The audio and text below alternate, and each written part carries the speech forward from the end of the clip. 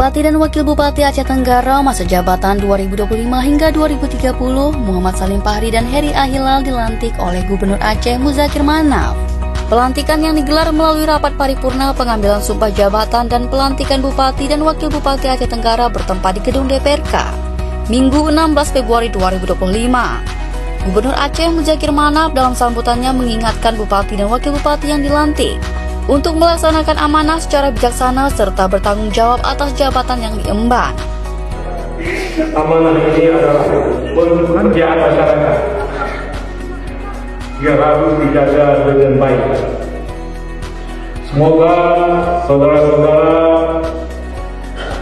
sekalian dapat menjadi pemimpin yang amanah, bijaksana, dan tugas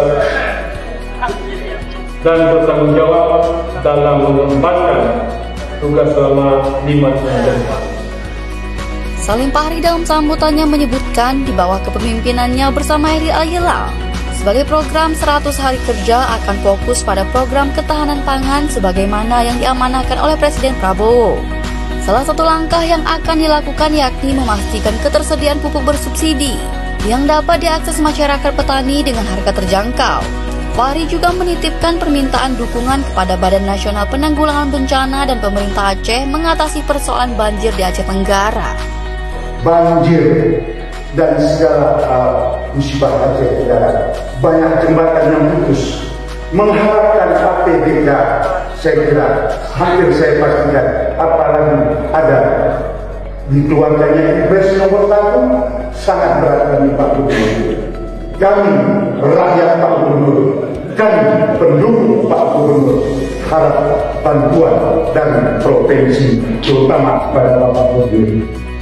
Selain pelaksanaan pengambilan sumpah jabatan dan pelantikan Bupati dan Wakil Bupati Aceh Tenggara, Salim Fahri juga menggelar silaturahmi dan syukuran di kediaman pribadinya di Kute Pengki, Desa Muara Lawe Bulan.